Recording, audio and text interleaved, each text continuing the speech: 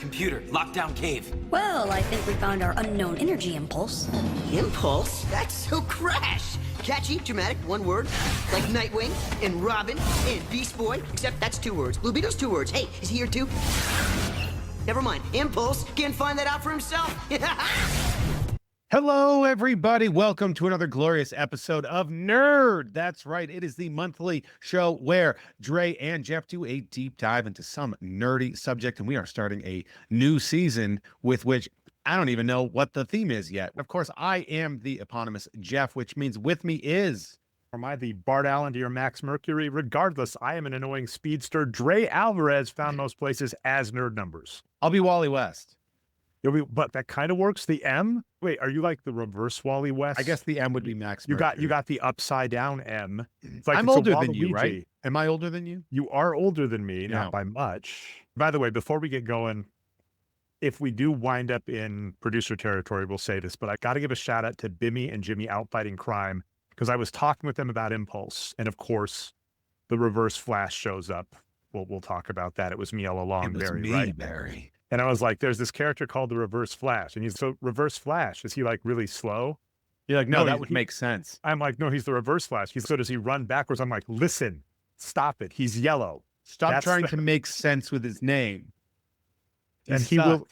he will show up here. So we are entering season 10 or 11. I forget the numbers, Jeff. It's so Nobody hard. knows. We can retcon We've been it. at it for so long.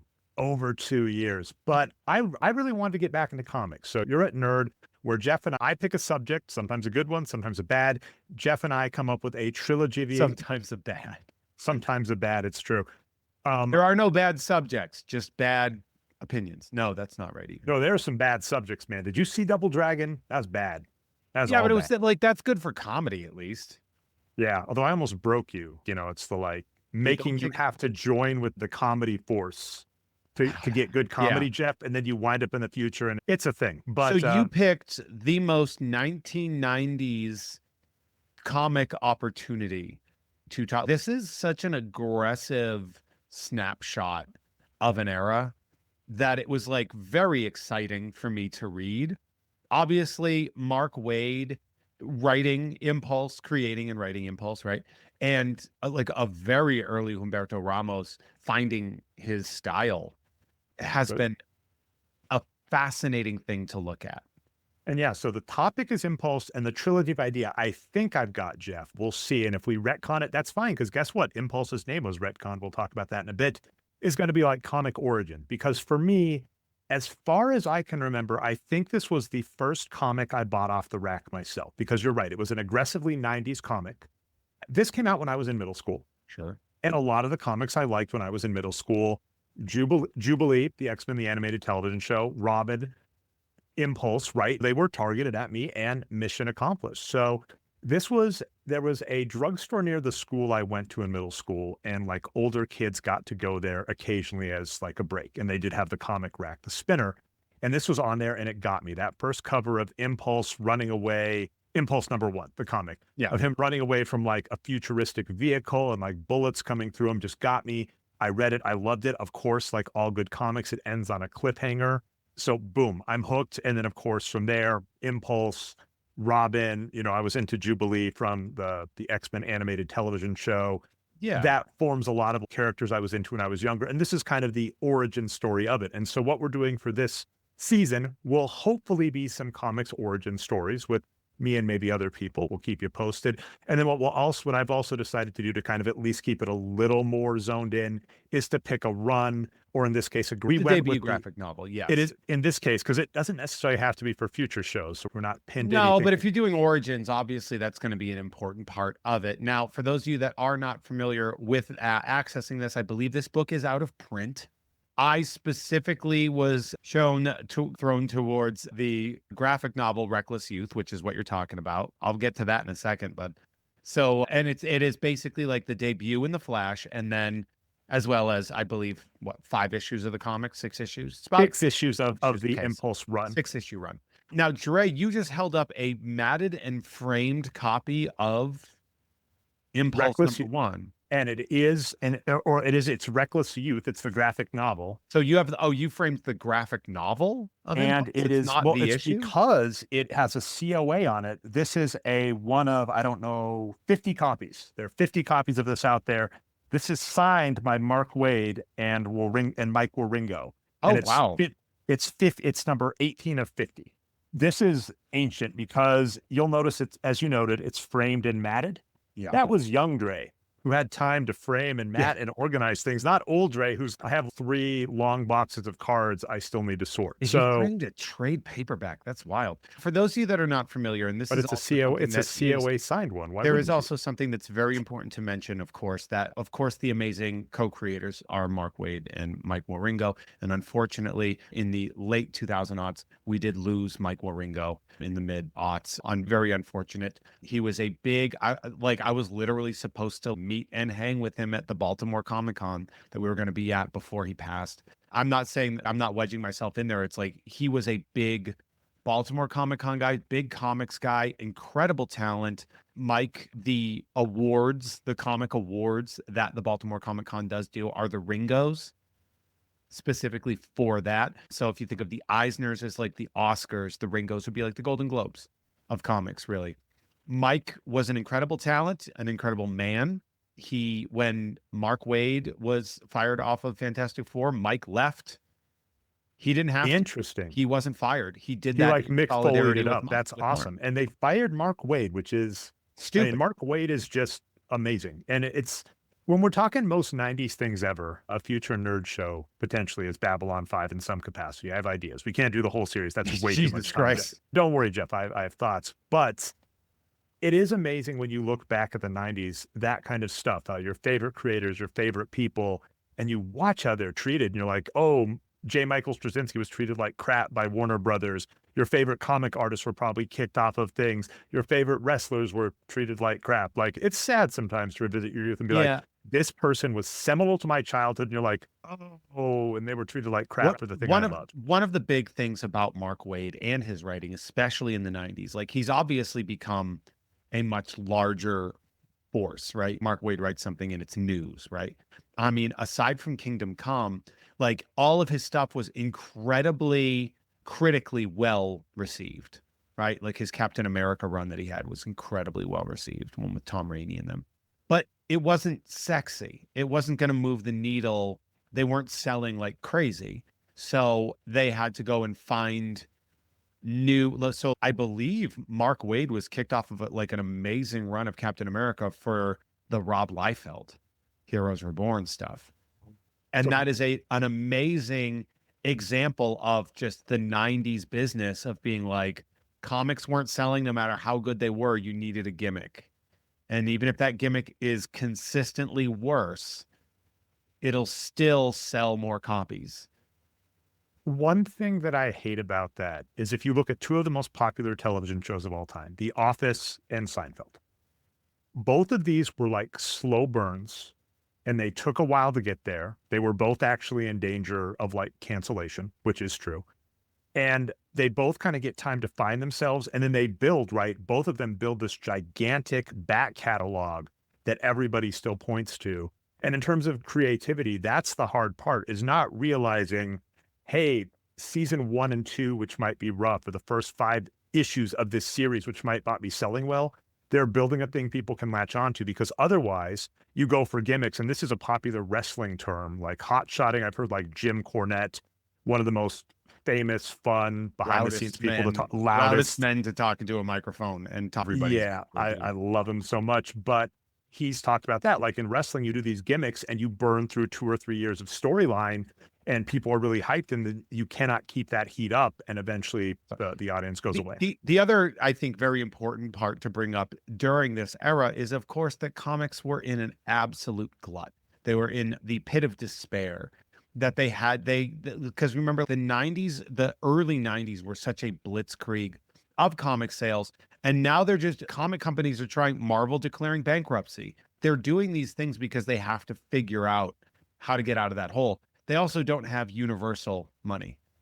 They don't have NBC money where they can allow a show to start to grow. They're like, look, we can't afford to keep making this. We need to do something. And unfortunately, the quality of the books really takes a hit. And I don't think Marvel ever really rebounded until they changed most of their front office, brought in like Axel Alonso and Joe Quesada and all that. But anyway, I'm getting comic-y sidetracked. I love it. And that's, but I mean, to be fair, that was my premise for this season. And I'm happy as any side roads we go down to the comic one. I am actually curious, like Itty Bitty Jeff, your intro into comics. Is there anything there you remember? My intro into comics, there's a 3-part intro and they're all very frozen in time. The first is what I think a lot of kids have as their intro to comics, which are like hand-me-down books from an adult.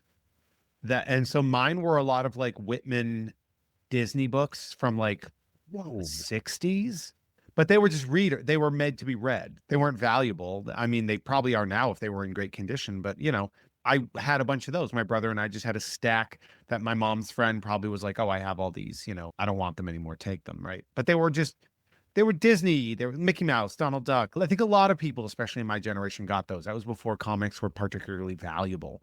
I get to be the nerd here. I definitely remember the young Disney reader stuff, but I remember just like the book, like the hardback books, like Sure. the, And the the stuff that Disney you get like at the grocery omnibus store. stuff. Yeah. Yeah. You get with Disney readers and stuff, and you'd get them a lot of times in digest form with Archie books as impulse purchases, pardon the phrasing, at grocery stores. So that's like my brother and I had a shared cache of just Disney toss out garbage books, right?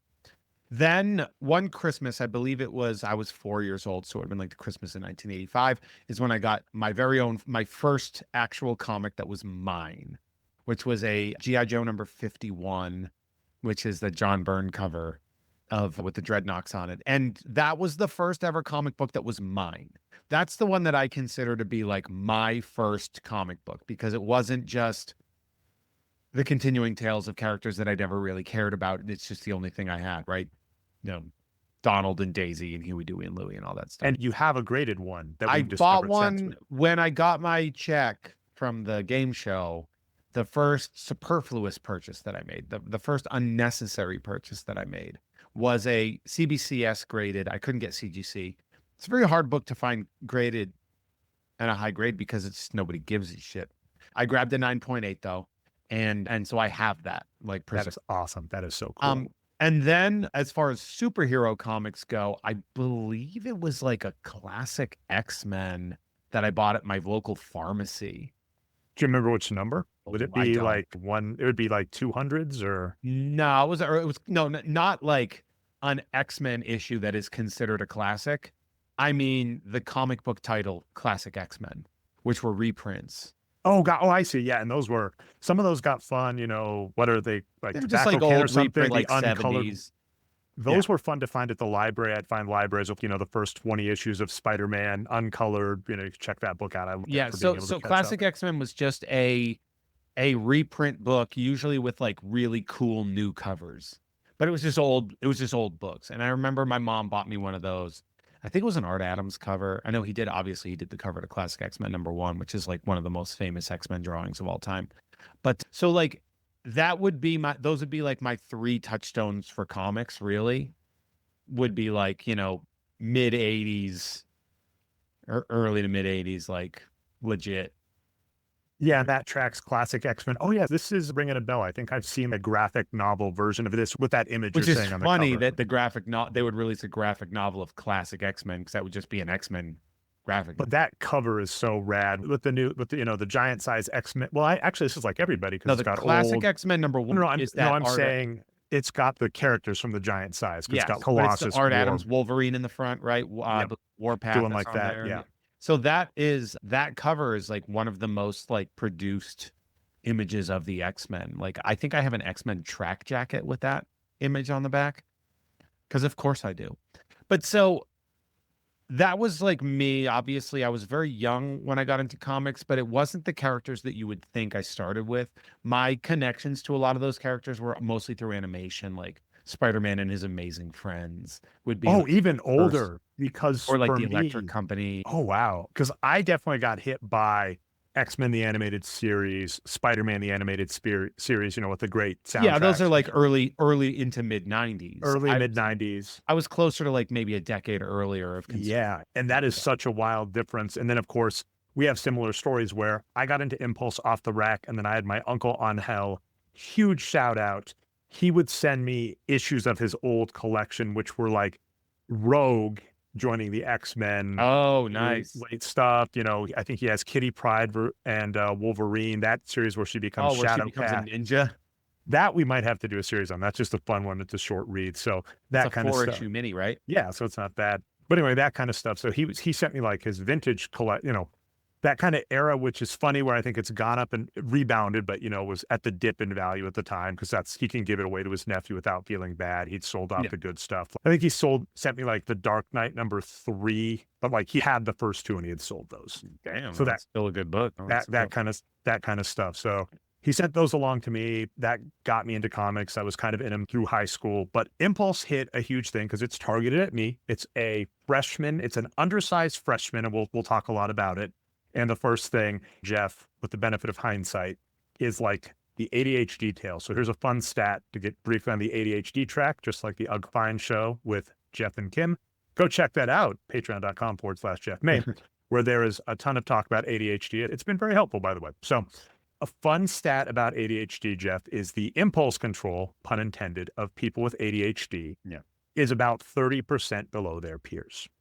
So hypothetically, if you were someone that was growing up with ADHD, you might have felt younger and more out of place with your peers. Impulse's backstory, which we're going to get it louder as well. That was me. Impulse's backstory, me as well, man. Impulse's backstory is he is the grandson of Barry Allen, the original Flash. Gets even crazier, but we'll get into that later. And unlike other Flashes who are struck by lightning or have to go into the future and have Batman try and kill him to get their Flash powers, he was born with his Flash powers. And the side effect of that is he does not control his Flash powers, so he is aging. His body is basically just it's moving an inherited power, right? So like he can't control it. And so he is aging at an accelerated rate. So they do 2 things. He's from the future, so they use virtual reality to basically try and keep his mental growth in sync with his body growth. So yeah, so basically he's like a 4-year-old. Was he put in stasis? He was not put, that, or is it just like all the information he is receiving is coming at him so quickly that it feels as if he's living 14 years when it's actually 3 days or whatever? Yeah, that was my assumption, because in the intro, the Reckless Youth graphic novel, which covers, I believe, Flash 91 and 92, which are his intro, Barry Allen's wife, Iris, comes back in time with her grandson, tracks down Wally West, and is my grandson is dying. And we get the backstory that he is from the future. He is Barry Allen's grandson. His dad died heroically fighting off like an invasion. And I think there is a story on that, like in the comics. Bart Allen, who was Impulse, was taken, put in a lab where they were going to study him. He's aging super fast. They come up with the VR thing to kind of keep him up, but this can't keep going because he's 2 to 4 years old, as you mentioned. And, you know, he already looks like a teenager. And in the Flash comic, basically Wally West is able to get in a fight with him because he's almost feral because he doesn't know what's going on, and kind of train him to use his powers and slow him down. And then we get some of the backstory there. And what we don't see in the graphic novel, but does happen in the Flash series, is there's this like weird snake cult going on. The Cobra cult. Yeah. The Cobra cult that requires a bunch of speedsters, Flash, Max Mercury. Which, by the way, they show up all the time. They're like a cult version of Hydra, basically like DC's version of that. The funny part of that story is like Wally West's girlfriend is chasing off what seems like a silly story, but it's actually the Cobra cult's off to do a big thing. Yeah. Winds up it with kind of has tabloid energy, and then it finds out that the reality is very... Yeah. The Cobra cult's up to a huge thing. Max Mercury, another speedster, Wally West, Bart Allen all have to team up to take it out. We don't see that. Max Mercury, I think, is a very important character that we've said the name, but we haven't really explained who the character is. And I think that's something that we should kind of do before we start going over that. Just so like everybody knows, Max Mercury is essentially Obi-Wan Kenobi, but if Obi-Wan Kenobi was a Flash, that's the easiest way to describe Max Mercury. And I was kind of looking up some of the backstory. This is one of the funny things about comics. Like, he was a character from a title that DC purchased, and then Mark Waid was able to just repurpose him, update his story. What was the title that they got? Was it like a Charlton book or something? I can't remember initially. And he was originally named Quicksilver, which gets funny, which of course they couldn't do. So Probably Charlton then. yeah. And so what does wind up happening, he is a old timer from the past who learned about the Speed Force. So he is super fast by tapping into the Speed Force, which is the kind of explanation for how all the Flashes have their powers. For most of the Flashes have their powers. And after this big storyline, he's also a time traveler. So he's from the past. He's tapped to the Speed Force. Sometimes he will run so fast he jumps forward in time.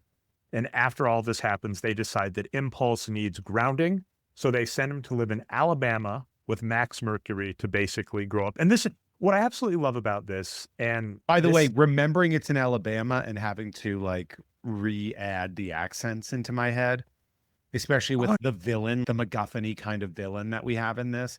And I have to give her an Alabama accent. So I would actually go back and reread it in a perceived Alabama, in a Mobile, Alabama accent kind of a thing. If you're out there, White Lightning, if anybody is casting for a White Lightning voice, I think Jeff right there. Well, hello there, sugar. No wonder you like Rogue and her, right? It's just and you know what's funny? Well, Ringo did the penciling for the Rogue miniseries, which I also have. So yeah, a lot of crossovers around this era. So yeah, what I absolutely loved about this is the story did try and go small. Instead of being, you have this super powered Flash character, Bart Allen, and he is fighting huge things. He is in a small area doing a lot of sitcom stuff, doing a lot of kid stuff. So it's, it is almost modern W. It's obviously a slice of life thing. It's a way, like, this is all okay. So it's important to look at it and be like, okay, well, this is clearly a gimmick book, right? Like, it's a gimmick book to get kids to buy comics because comics was faltering. Mission accomplished too, by the way. Peter Parker, like all these characters, like, Superman's died, came back, and he's married now. Peter Parker's married now. It's all like adults. And while kids enjoy reading about adults, some kids really prefer a kid hero. So that's why you're going to get another Robin mini and then ongoing around this time. Because as a matter of fact, in case you had forgotten too, the Tim Drake Robin ongoing series started right around this time. And the reason I know this is because early in that run, they had the 0 Hour storyline where he meets the Dick Grayson. I love that episode. Where they're in like the aquarium, right? In the middle of this trade, as I'm reading, it gives me a 0 Hour, like, here's what you missed with 0 Hour. And so I was like, oh, they're clearly trying to get kids to buy comics. They're doing everything they can. Who was the writer? Was it Chuck Dixon that wrote Robin? Tom Grummett, maybe? I should know this because you Chuck Dixon. You wouldn't be shocked, Jeff. Impulse, Robin, Superboy, 3 series I was hugely into. Sure. And Superboy they mention him in this as well. They're building up, the irony being, of course, that the Teen Titans book isn't really going to start to happen until 2003, I want to say. But do you remember those 3 do team up for Young Justice, which is a fantastic book, which also got me. So this was going for kids. New character, Superboy, of course, an old character with a new flavor. Robin, an old character, new version. Impulse, a new Kid Flash. I also want to say, by the way, that when I say something is a gimmick book, I'm not actually insulting it. And I need a lot of men our age to understand that comics should be, a lot of them, at the very least, for children. A lot of superhero books should appeal to kids and give them something relatable. The anger that our generation seems to have, for example, at breaking up Peter and Mary Jane, right? Ending that marriage. The thing is they'd been married for longer than they hadn't been, or maybe it was around the same time. Well, and then I know the same thing with the movies that's hilarious is that Peter Parker had been in the comics, had been in high school for a very slim period, and then for the rest, Empire State University. But then all the movies are like Peter Parker in high school, Peter Parker with Mary, the love triangle, like. But so it's like one of those things too, where they get mad because they're like, you can't let Peter be happy. And that's kind of the antithesis of the character. That's like letting Daredevil be happy. Like you need conflict in your stories. And the Peter and Mary Jane marriage, it got stale and it wasn't holding readers. And people like they get angry because they think everything should reflect their specific situations, positions, age, etc., which I think is just fundamentally broken about, and let's be honest, men of a certain age that do not like that the world changes and they want everything to travel with them, specifically that main character syndrome. And there So, is an irony that the genesis of Impulse is going to be he's going to turn into Kid Flash and the Teen Titans is going to come back together. yes, that is something that's because Jeff Johns has to be Jeff Johns. Like Jeff Johns is the kind of guy who lives and dies by the Silver Age, and only recently really started. Like he wrote really good stuff. Whatever you want to say about him as a person, right? He has written very good stuff. He is historically known as a bit of a control freak.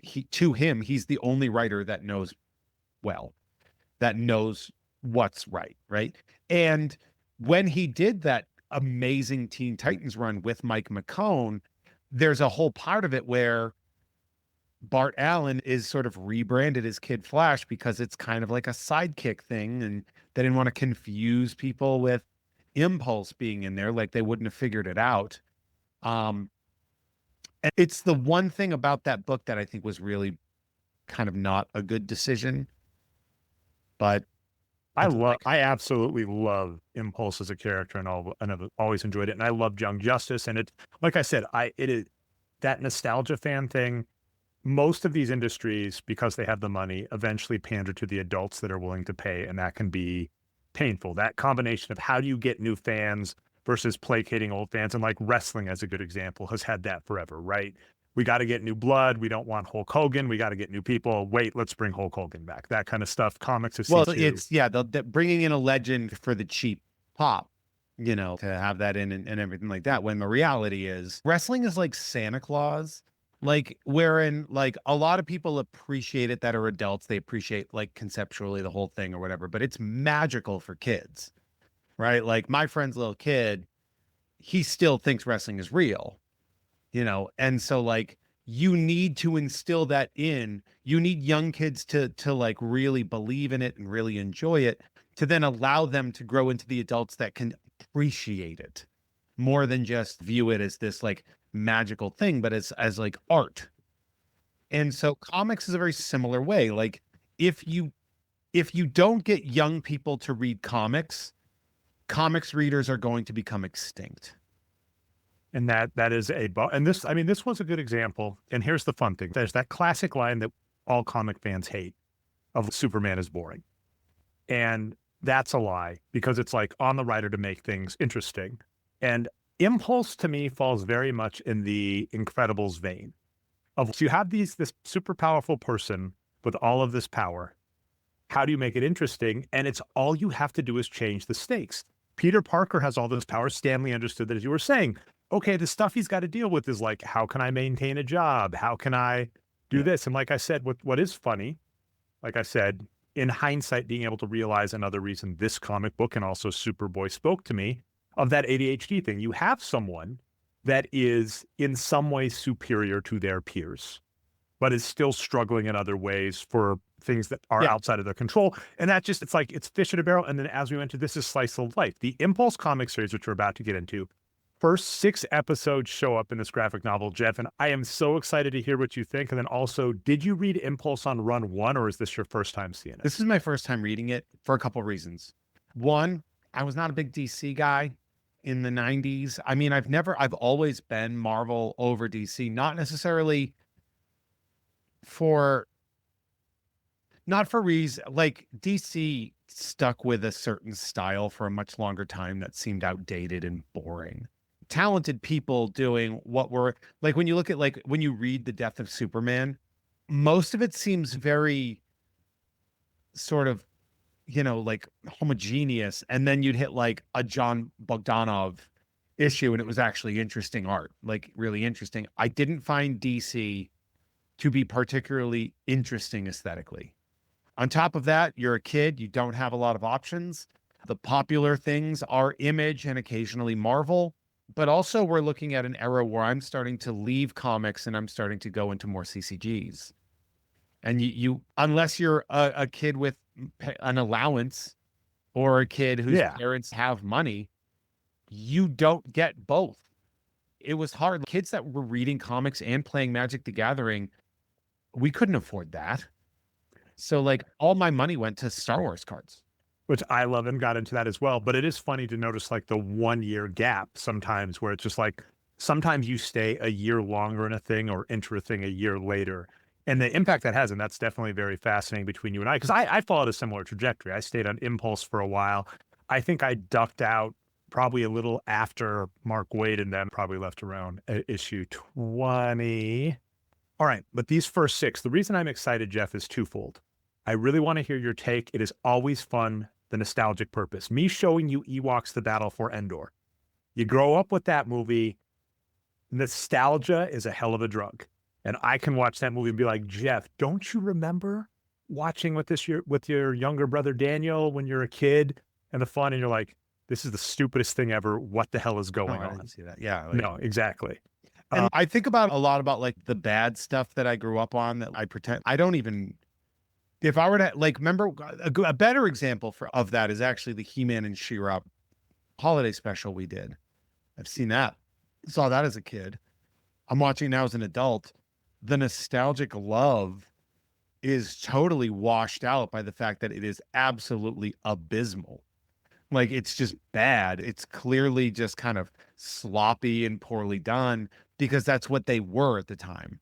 That's what happened to me when I bought the box set of He-Man. I was so excited and I Huge could not, mistake.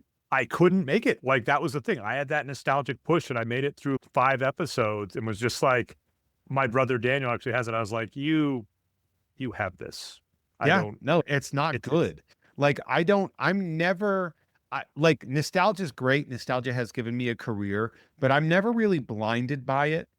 For example, like I collect Clawful from He-Man and everything like that. I love the He-Man brand, but buddy, I do not think that it's great. I think the Kevin Smith run was good. And I think the 2000X run on Cartoon Network was fine, but the original stuff, not great. Not particularly good. Randomly how things are, by the way, how things are cyclical in the fantastic episode on the He-Man 2000X series with the fantastic David Igo. David Igo, I'm going to cut a promo for you on this here show. You and Eric Barnes, who were introduced by Jeff, because you're all cool friends. It's the Jeff May Cool Friendiverse. You released the Monsters, an awesome set of He-Man nostalgic throwback. Oh yeah, Shark. Good episode of Jeff has cool friends with those two. Go back and listen to it. I signed up for the Kickstarter and I promised them to my kids. On the episode, I signed up. I have not stopped hearing our Monsters here yet. So David Igo, you were awesome on the He-Man 2000X show, but we are now sworn enemies until I get my King Cobra. Kickstarters, man. Or Sting Cobra. Right? Let's take a while. I had to explain to, it is cool though. I had to explain to Daniel, I was like, this is a picture of those action figures, right? I'm like, these are prototypes. I'm like, that other action figure we bought, there are millions of those. You had to like, explain to an impulsive child the difference between a Exactly. prototype and a production copy. Yeah. You have to wait. But those are awesome. Yeah. But yeah, anyway, and then the cyclical nature of that, by the way, is in that episode, we talked about how He-Man was the peg warmer. The action figure, you go to the store, there are a bunch of He-Mans, the Skeletors, the Clawfuls. He's like your taken. base. You have to have a He-Man as your, if you're going to get a bunch of cool villains and other characters, but you do have to have that He-Man. So of course they're going to overproduce him, right? Yeah. And then the flip side, my son is now into Sonic and Shadow. Let me tell you, that thing after Sonic 3 sold off the shelves toy-wise. There were a couple my kid wanted, and those were gone. And Sonic is a heck of a peg warmer. Just Sonics galore in the toy section now. Not a Shadow to be found. Toys. All right, but one of the things too, and I've mentioned this on several podcasts a lot, but like to not understand that the media that you're often consuming is the least profitable aspect of what you're consuming. Like Sonic the Hedgehog, like the movie might have made good money. That's not why they did it. They did it so they could sell toys. You make $600 million in ticket sales. That's all well and good. They're going to make 900 million in toy sales. That's what it is.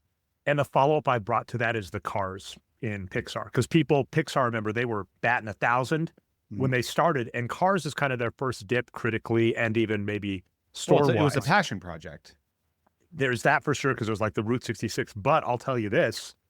I go through the toy aisle now, and there are still Cars full sections. So it's Pixar is still selling Buzz Lightyear, merch. They're still selling Cars merch. So when you're like, oh, that movie wasn't as good, they don't care, because if they have kids and adults that now have kids that love this thing, that sells forever. Cars was I forget who it was. Was it Lasseter? Yeah. It was like where it was like that was his goal. That was his baby, was Cars. And he was going to make that made. Didn't matter who cared, like what the reviews were like. That was I loved Cars, and Cars 3 is the best remake of Rocky 3. Yeah, and also Planes, wasn't that didn't they do a direct to DVD? Was Planes Pixar? But okay, anyway, that was the one with Dane Cook. It's in that same universe. That I'll have to do research on that. But let's get back to Flash. So the reason I'm interested in you seeing this is because you didn't go through it. So I am curious how it aged, like how someone watching it later sees the first 6 episodes, and the way this series was collated for the graphic novel, which does the first appearance of Impulse and Flash and the first 6 episodes. I am really interested in issue number 6, Jeff. How did that hit you? Okay, so here's how everything hits me when I'm watching this. First and foremost, it is a book that is painfully frozen in time when you look at the designs. And I think of other books from that era, and I think of the Robin book, for example, between Humberto Ramos finding his style, and you can see him refining his work during this run. Ramos now is considered a legend in comics. He was brand new when this was coming out. And that's so important to note. Like that, to me, the most interesting thing about it is watching the evolution of Humberto Ramos before my very eyes. When you compare his first issue to his last issue, things like facial structure, things like action, and how he's dealing with sequentials, it's so much better in the final issue than it is in the first issue. Like 6 months of constantly working when he's that young.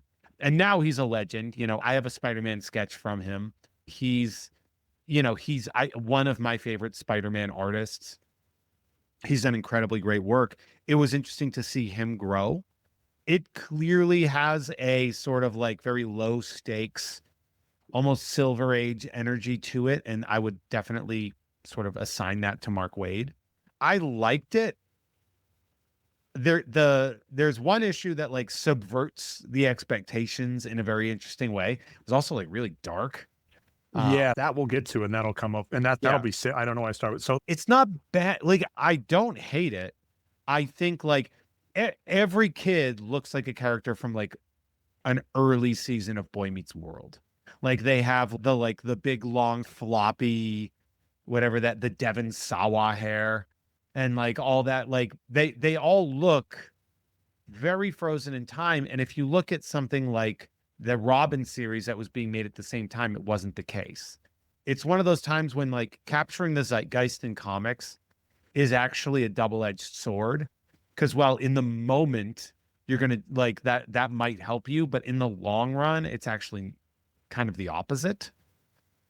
Yeah, I wouldn't consider this timeless outside of, the same thing of you go back to White Lightning, who we'll get to in a bit, is hilarious. You kind of come back to it and it reminds you, right? It's that TGI Friday nostalgia, but you're not going to be able to show it to someone else and be like, this is Citizen Kane. So, that tracks. Did you call TGIF TGI Friday, the restaurant? Yeah, I did actually. But it's short for that, right? Well, it's either TG or F, or thank goodness it's Friday. But TGI Friday is specifically just a restaurant. I've never put that together. It's read them in your head and have not thought about the fact that apparently that TGIF block, I apparently just read the Fridays out loud, probably because of the restaurant. It's the restaurant, yeah. And now that I'm saying it out loud, that's a weird tick to realize. I'm like, oh, in my head, I say both the acronym TGIF and the restaurant, those are both TGI Friday. Good work, TGI Friday, on the brand recognition. Although you were a terrible restaurant, you had one of the worst meals when we got in from an airport once. It was the only place TGI open. Fridays, the only thing TGI And it Fridays went- has that's good is their fried green beans. And the one out here has gone out of business. We came back from a work Yeah. trip. Yeah. Anyway, And that's what all happened. right. So let's talk. There's 6 issues to talk, and they're very fun. So issue 1, we basically get the reset, which I do, and we set the stakes. Bart Allen, huge speedster. He's come to a small place to basically learn because he has to. And the hilarity is he's in high school. There is a Jeff teacher in this series, the cool teacher guy. The assistant principal. It's the assistant principal, which I got questions when we get to issue 6 on the assistant principal. But he comes to a new school, and of course, the first thing is write about yourself or whatever, or something. The assistant principal gives him that, or it's actually this. Sorry, like his teacher gives him an assignment, he mucks it up, he gets sent to the assistant principal, and he's writing about himself. So he's telling his story as a class assignment that, of course, he's not going to be allowed to turn in. Yeah. Well, I mean, part of it, so it's important to note that while he's here, he's one of the main structures is Max Mercury being like, the secret identity is very important. You need to hold on to it. He is also being told to write his own biography. And so like you have this comedy of errors of him being perceived as a class clown when the reality is he's just a distracted kid who's like kind of honest, and he knows he has these powers, right? That's his whole thing. I find it very interesting. I find that dynamic that they created very interesting. I don't think a lot of work was put into researching what teachers do in writing this episode in this issue. And like that seems in this general. book in general, like it seemed like one of the most general jobs you can possibly think of being a teacher. And yet people really miss the mark on what teachers do. But isn't it also that if you're talking about kid stories where kids have to get into wacky hijinks, or even like sitcoms where people have jobs, those things kind of have to take a back burner, because if they're there, they kind of hinder the thing. So if the teachers are really on it and paying attention, or not having weird requests, the story can grind to a halt. So I think it is both. They may not know what they do, but then also they're like, if this teacher does what they're supposed to, this story so the dichotomy, as we've mentioned. Mark Waid's a good enough writer that he could have figured it out without totally just whiffing on the concept of teachers. He's smart enough. He's good enough. He wrote Kingdom Come at the same time. I think he was playing to kids. It's fun, man. It's the same as like anything. Sure, like you look at the playing to same ninth graders, and I get it. That's the time of commercials being like, your teacher says, man. I get it, but also I'm reading it and I'm just like, man, this guy's never met a teacher. It was just funny to me. It's just really weird, like the way some of the adults are written. Max Mercury's written very well, by the way, and he's there, but he's also he knows it's important to let Bart learn lessons by failing. That's a big deal for him, because you can't just prevent failure, because then a kid doesn't learn a lesson, right? We used to have that conversation with parents a lot when I was a teacher, which was you need to accept that your child is going to fail sometimes, and that's how they learn not to fail. Because parents would come in and they would try to like lawyer their kids into better grades. And we're like, look, we don't give your kids the grades. I'm just reporting what the kid did. I didn't give you a grade. I'm just telling you what you got. And so a lot of times we'd have parents come in and try to like complain and stuff like that. And we'd have to be like, look, you need to let your kid fail on their own merit. I would rather have my C than my mom's A that she like lawyered for me. It gets, and that the broken school system gets all sorts of weird too with getting into other stuff. But that is another topic. I would agree with you that, yeah, teachers take a back seat. That the first issue is fun because anyway, what I was getting, by the way, my point about that was actually Max Mercury. Like Max Mercury's goal is to be there to prevent catastrophe, but to allow failure. And then it's also, for the most part, low stakes. There'll be other reasons we may talk about later. And when the stakes are high, Max Mercury's, now I have to get involved. You kind of screwed up. But when it's very low stakes, he's like, you figure it out, man. That's what this is. That's actually probably, I think Max Mercury's my favorite character in this book. I really love the dichotomy between Max and Impulse. That is a lot of fun. they call him like they do this whole thing about how he's like the Zen speedster and all this stuff, but a lot of it is just him being like doing the thing that a lot of parents have a hard time doing, which is allowing their child to learn a lesson from their mistakes by not preventing the failure. Another big name was Phil Jackson, of course, the Zen master, coach of the 6-time Chicago Bulls, goes on to coach 5 titles with the Lakers.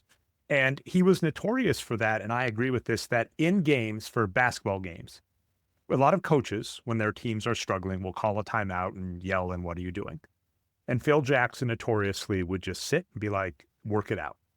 And most of the research, all of the background on that basically says, come game time, the impact of coaches is not as much as we would like. It's getting your players prepared for game time. Yeah, so I mean, some coaches were really good at knowing what play to implement. I know Doc Rivers is a good example of a coach who was really good at being like, this is the specific play we need to use right now. That was a big thing for him. Doc Rivers is one of my favorites, and shout out to Tiff Myers. I hope I didn't butcher the pronunciation, but we both love Doc Rivers as one of the most overrated coaches. He is the Aaron Rodgers of NBA coaches as a comparison, Jeff. But anyway, let's get on to more of the story. So basically, the first 2 issues, the A story, B story, is they're in Alabama. Bart's a new kid. He's going to, try and go to school, learn to be normal. Max is going to teach him to be normal. For whatever reason, there's a weapons testing facility nearby. That's not out unheard of. Like, I'm from Colorado Springs, has an Air Force base. Oh, and they're testing like a new, like gliding hover. Doesn't matter. It's DC Universe, and it's getting targeted. So Impulse randomly finds that. Bart Allen as Impulse finds that. And so it's hilarious too, for where he's basically inadvertently found corporate espionage for a defense contractor while also trying to go to a new school, meet new people. And so we're meeting like, the love interest, his best friend, his teachers, the goofy assistant principal while he's also doing stuff. And then we do have that nice teacher dynamic where he keeps periodically checking in with Max. And Max has this very stoic attitude. But of course, for the silly things, for like school, rewrite your homework, you can't turn this in. But then eventually he does go with him to the weapons test to make sure everything's okay there. Yeah, he lets Bart figure some stuff out, do some kind of like low-key hero work, and then is okay, but now I need to get tagged in for the reality of what this is. I like that he's like a curmudgeon in a lot of his interactions, his social interactions. There's this whole kind of bit that even though he's like an older man, maybe in his like late 50s or early 60s or something like that, apparently it's just like every woman is just all over this guy, which I think is really fun. Do you know the story with the potential Max love interest? Not. We're saving that till the end. I am excited to tell you about what happens after these 6 issues finish. So yeah, the first 2 issues are him getting acclimated, him, his first major win with Max, all of that, makes friends with the defense contractor. I don't think it comes up later, but that fun kind of superhero dynamic, like he's getting involved. Yeah, the classic heroic defense contractor. Yeah, thanks. Yeah. All right. So issue number 3 is very much I would call a TGI Friday, as we've established, Jeff, slice of life story, where it is Bart to that exact thing. And like I said, he seems coded. He definitely speaks probably to some coded kids, neurodiverse kids, because as you're mentioning, he's got this very truthy attitude that seems class clowny. And I'm just responding. You asked me for this. I took it literally. The very much super impulsive, can't control his attention span, acts younger than his age. Impulse is a very, maybe not intentionally so, but a very coded character. And I was actually listening to an interview with Mark Waid. I mean, he said I think it's got to be pretty intentional, seeing as how they actually use the phrase deficit disorder in one of the text boxes describing him. And you got to remember too, that was the 90s were a big time for that PD kind of energy. So yeah, definitely up front. So, but issue number 3, very slice of life-ish, where Bart's in school and he's inadvertently pissing off the entire school. You know what plot I realize this also has, this, Jeff? And I don't think it ages well, is the movie PCU. Yeah, the kid that runs the pre-frosh that they call him, that he shows up and he basically gets everybody angry at him and they all sort of coalesce outside of the party, and then it just becomes this party, right? But in the Impulse comic, he pisses off the entire school, and we'll get over some of that things. He's very aware of it. He's just not worried about it, and he just brings them all together like that to me is that's a very funny thing because it's like a good way of learning about this character in this scenario. Like I thought it was really interesting. You Yeah, know, because there's two parts, right? Because the backstory they lean on or at least explain, and again, also not coded. He is raised on virtual reality. This ADD kid raised on video games, right? Because he was raised on video games, he does a lot of look before he leap because his experience, his mental experience wasn't real and he didn't lose consequence.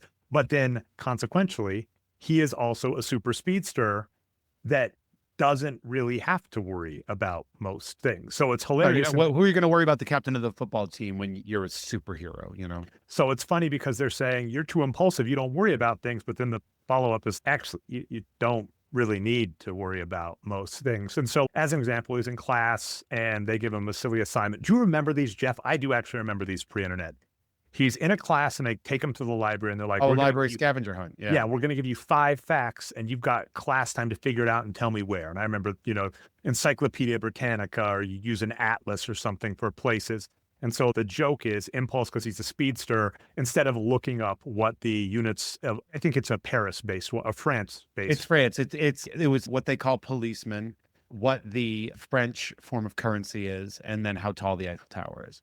So, of course, if you're a speedster, you run to France. Yeah, he just runs to France. He breaks up a robbery happening in Paris. They mention how many francs were stolen, and then he is by the Eiffel Tower and he just asks a tour guide how tall it is. Gets back, and while that's happening, some kid is like trying to rat him out. And instead, he comes back with all the information and he just kind of blends back in while the other kid didn't get any work done because he was too busy snitching. That's a very big, important anti-snitching message that's being added into this book. Mark Waid, big proponent of snitches get stitches. So I'm glad that he did that. Then, yeah, the beginning is, I think, he comes in, the guy's girlfriend or love interest basically says that Bart Allen is cute. The guy gets upset and then he's not in here. He's not doing homework. He's like, my girlfriend liked him. Very, very, to your point, like dated. That is such an afternoon cartoon, Boy Meets World like villain that Bart gets the best of. And then I think he inadvertently causes a food fight in the lunchroom. He keeps just getting everybody else ticked off as he goes. And as all of this, then it comes to be 3:00. Everybody meets him. He says, meet me in the football field. And then basically same trick, ducks out. Everybody there is fighting each other because they were going to fight him. And then I think, it ends with the wah-wah joke. Because I think like Max Mercury is, did you make any friends today? And he's like, always tomorrow. Yeah, there's always tomorrow. Yeah. And so that's always fun. And again, this is very character driven, not superhero driven, mundane mixed with a fantastic, The Incredibles.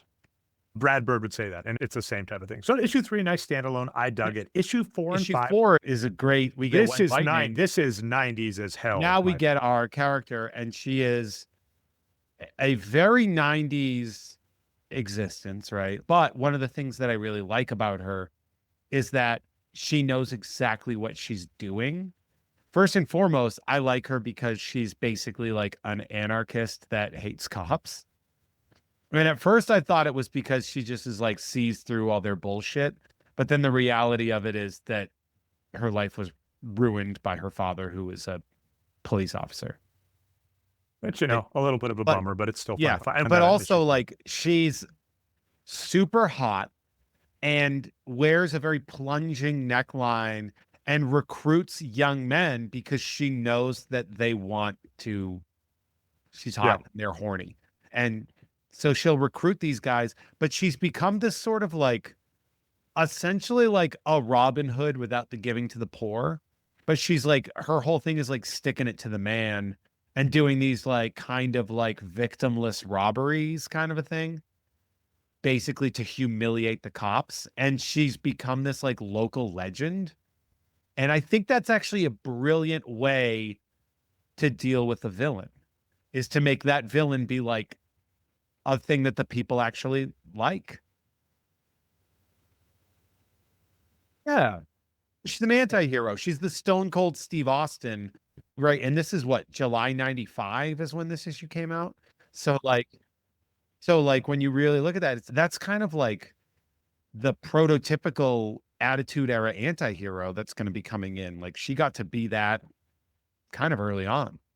While the WWE is still trying to put like Doink versus Crush to be a thing, you know? Yeah, this is a short 5 years removed from the gobbledygooker and a little before the Attitude Era. So we have that. And this was actually mentioned a little in the forward, which I really like, this episode explicitly, which is the end of this issue.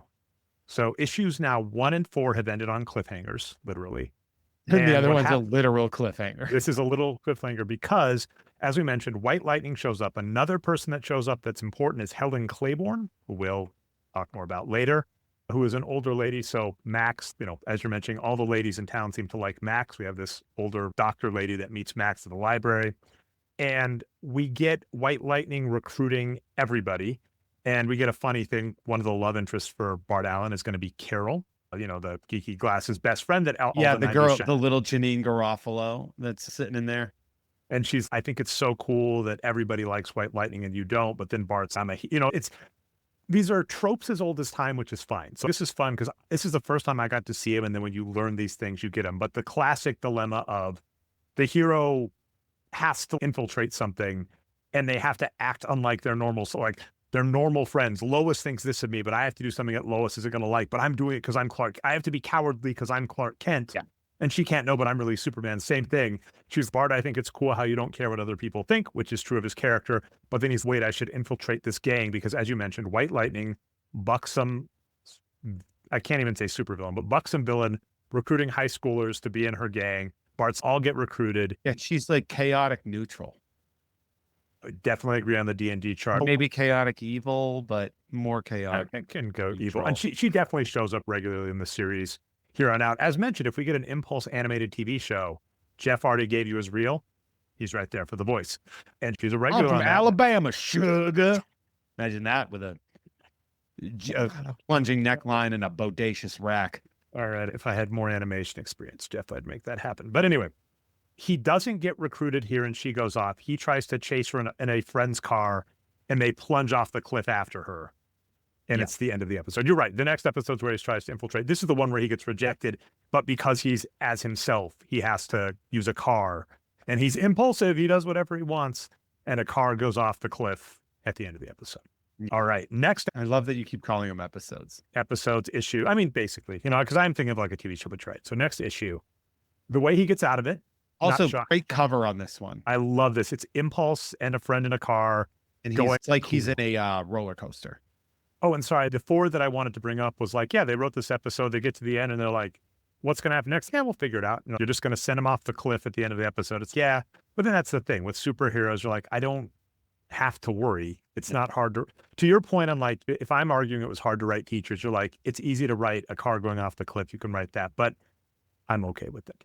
Yeah. So all Bart has to do when he gets off the cliff is spin the car really fast, air pocket. Well, kind of. Not exactly spin the car really fast. Max Mercury kind of like catches up to him and goes, hey, buddy, what you doing? He's very much like using this as a teachable moment while the danger for the children in the car that are passed out would be very real. Max knows we can deal with this. You know, we're living in pockets of micro time. So like, we're fine. We can have this conversation while the kids are blacked out. And he basically is, here's what we got to do. And they basically are like, we need to each be on the outside and we need to both basically run on the air at the same time to create an air pocket. So they're not like spinning the car, rolling the car. They're running their legs so fast concurrently that it's creating this kind of like cloud of air that's being sort of like a resistance thing, like a parachute, like a reverse parachute. I love that. And so the car lands, the Matt, I guess is his name. They also, by the way, they also say that nothing happened to the car. There's no It went damage. through the side. It went through a goddamn guardrail over this. And I was like in my head, I was like, oh, is Max going to fix it real fast? I'm in the Speed Force. And no, they just say, good thing it wasn't broken. I do know in other Flash comics around this time, because I read some of the issues when I was younger, that Mark Waid would be like, after a major villain fight, Flash would be there, you know, fixing up with super speed. And you could kind of use that in this universe where you do have characters. Batman's got infinite money, Superman super powerful. Like they could clean it up. And it's one of those, more, don't worry about it, no one's Yeah, paying it's kind of attention. yada yada yada. That what I love is that the kid who owns the car, because like later we'll see. I mean, it'll be like, yeah, man, we just drove off the thing. Next thing I blacked out. Next thing I know, I woke up at home in the car, and it's like one of these things where this kid's he's like in this weird sense of not shock, but just disbelief that he doesn't know what happened. And there's a scene, there's one panel where he keeps repeating the same 3 sentences over and over again, which are about how the car went over, he blacked out, woke up at home. And I really like that specific panel too. Although it's hilarious that then the kids are like, yeah, Bart, you were there. And Bart's like, I made an air pocket underneath and then we got home. And so it is hilarious in these universes where we know of superheroes that everybody's like, ah, that's fine. Very much like Peter Parker in the first Spider-Man movie where, you know, he gets in a fight with Flash Thompson after webbing a And thing. murders him. Yeah. And then murders Joe. and years later, no one's, yeah, remember this Spider-Man character? Remember in high school that day Peter Parker did all that Spider-Man stuff and punched Flash Thompson in the chest and ruptured his lungs? Yeah, remember that? And so same kind of thing. Carol is going to be the long-term love interest. She's unhappy. White Lightning has recruited a gang. They do have a heist. Impulse tries to tag along. She recognizes his hair from a distance. So he says, hey, it's just me. She's, hey, I like your style. Get on. This is another Max. Also, he just like in that scene, he just leaves his costume behind him. It's so weird. It's just like the way they drew it. It's just it's like on the ground behind him when she recruits him. And I mean, again, we can maybe figure, hey, he's got super speed and could do. That's always funny is doing the work for it versus accepting that it's there. I would agree in comics, it's hard because you're like, well, a future person could literally come back and just say, and as he's telling Max about what happened, you're like, right before I got on the thing, I sped back and hit it up on top of the tree or something, right? That was also always something funny with Spider-Man stories. We keep bringing him up. It would always be hilarious where he'd web up his clothes or whatever. Yeah. And they'd get wet. Or he'd have the ruined. backpack. He'd have the web backpack. And yeah, stuff would get ruined. So that I did love. But unfortunately for super speedsters, you know, a common Flash thing in the comics, they have these rings where they have micro suits in them that come out and they can put them on super fast. So we'll give it to him, but I will agree with you. And it's funny where I think that's a cool looking scene, but you're right. It doesn't flow, but I haven't worried about it in 20 years. Now, the B plot, of course, being that Helen has Max has been forced to go on a date with Helen by Impulse.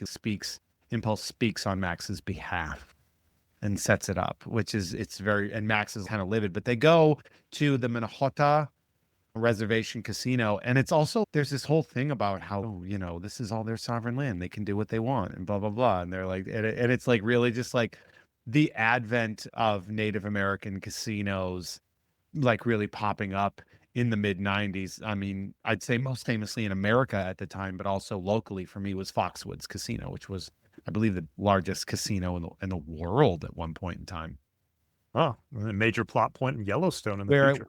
Foxwoods? Or not just Foxwoods, it's just the Native American / Indian casinos, you know. Foxwoods, I celebrated my 21st birthday at Foxwoods. Did you win? Yes. Awesome. Yes, I actually won probably some of the most money I've ever won in a casino was on my 21st birthday. That's a bad thing to have happen to you, by the way. Yeah, you should just quit. Would have been much better if I had lost, because I would have been like, this is a mistake. I couldn't afford to lose all this money. Yeah. But the thing is, the cool part was, because I was younger than all of my friends, they could all come with me. I was the youngest member of my group, even though we were all in the same grade. I was like 10 months younger than most of my friends. That is a fascinating dynamic. I'll have to ask more. Because I'm so much larger than them too. Well, that gets, also, Kid Jeff is a funny tale. And like when you randomly put photos and stuff, for instance, if you go over to Gamefully Unemployed. Yeah, I was bigger than everyone, but I was also younger than, I think I was younger than probably 95% of the rest of my class. And like I said, and we brought up ADHD stuff, where ADHD, you tend to be emotionally below. So that gets funny, very probably. I was not a fun person to have in class, that's for sure. And then as a teacher, but then that teaches that's your origin story. So Teacher Jeff. Yeah, I was also medicated when I was a teacher. I had great insurance, so there's that too. Nice. All right. So yeah, we get everything coming to a head because Max and Helen are on a date at this, you know, whatever's going on at the casino. It's hilarious. Yeah, it's like a policeman's ball kind of an energy or whatever. Yeah, we get another one of the micro conversations because Bart Allen is on the motorcycle with White Lightning. They crash in. Bart changes into his Impulse costume. I guess he picked it up. Tackles her or something like that. And then he like whispers to Max, he's discreet. And he's, yeah, Bart Allen was on the motorcycle and he just disappeared. And immediately after, Impulse appeared. With the same fucking haircut. He's interesting. Yeah. But then what's also nice when you talk about like the learning moment of this is White Lightning basically endangers people, like Chandelier comes down and stuff. So Bart has to save them. And she only endangered people though, because she got thrown off because her dad was there and he called her princess. Like she wasn't going to be a problem. And then her dad triggered her. Because, yeah, he says like princess. Yeah. And what we start to find out too is that clearly her father is not a good man. And that's kind of like the shit rolls downhill energy that we're going to see later. The sort of the denouement that this character has at the end is really interesting. Yeah, so the full thing is White Lightning has this Robin Hood-esque scenario, recruited a high school gang that Impulse kind of infiltrated. Is not. Max just has to be there because that's how you write sitcoms. Everybody's at the same spot. She gets thrown off. People start getting endangered. Impulse actually has to save people as opposed to go for the villain. The villain gets away, and then at the very end, Impulse is upset, and Max is just, hey, man, sometimes the villain gets away. You know, that's being a hero, like saving the like, innocent. Hey man, sometimes you get, and it's Picard has a conversation with with Data about being human at one point in time in the game when he goes, basically he says, sometimes you can do everything right and still lose. That's not an error. That's called being human, which is what you actually want. And it was like all about Data sort of not understanding why he would lose and like what it must be a malfunction. He removed himself from working on the Enterprise because no, clearly there's something wrong with me. And it came down to Picard being like, no, sometimes you do everything right and you still lose. And that's what happens here. And when we see her, she gets back with the truck driver. So like there's a scene earlier where he's on the motorcycle because she takes him on the motorcycle because there's not room in the car for him. And the tractor trailer's like, blah, blah, and he's, oh, what's going on with that? Some people really, a lot of people are fans. They like what I'm doing. The cops are corrupt. I think at one point she calls them Nazis and fascists and stuff. And I'm like, fucking hell yeah. But, and then later, I don't know how connected it was, but maybe that was her mother's tractor trailer that was, yeah. And then later, after she makes her escape, she's picked up by a lady truck driver, and they basically, she's sorry, I didn't get anything. You know, who was there? Oh my God, blah, blah, blah. Couldn't do. And basically they kind of, the implication in their conversation is that this man abandoned his family for a younger woman or whatever. Yeah, which isn't shocking. Like I said, we'll see. That's actually aggressively brilliant writing, which is the villain was created by an upstanding citizen who did a villainous deed. And that's something that's going to be very important for Mark Waid in his establishment, that of like the surface, and obviously in the next issue, it's going to be even more prevalent, but like the surface of what you believe and what you are expected to perceive is vastly different from the reality of what is happening. 100%. Now, here is a question I have for you. I can't remember in the graphic novel if they do the covers before each issue. At the end. They do at the end, but I was going to say, yeah, these are covers. So I have the issue there, but I have issue number 6. Yeah. And you can see it's titled Monsters. Impulse is helping his friend, I believe, Preston, in the swamp. And there is this giant monster behind him. That is what we are cued into. Yeah, this is basically, this is sort of like a Twilight Zone episode. Yes, but like more rooted in a more reality. But it has a very, you know, Serling style storytelling. Yeah. Before we get to that, shouldn't we talk about some producers? We got some producers. Oh, this is a good spot for producers because, yeah. Before we get to our final issue, let's talk about all our amazing producers. All right, Jeff, if you head over to patreon.com/Jeff May, you can be a producer on shows such as this or Jeff Has Cool Friends for a shockingly affordable fee. For a little more, you can have Jeff send you stuff in the mail, packs of cards he breaks over at Jeff Has Cool Cards. Jeff, we've been talking about possibly expanding it more days, but Jeff breaks amazing packs of cards and he sends you the good stuff. He'll send you the rare card. He'll send you, the rare twos. They're not as good for Star Wars CCT, but he'll still send them I'll to send you. the rare. I'll send any like rares. Like what it comes down to is like, I send a lot of stuff. I don't want all these cards.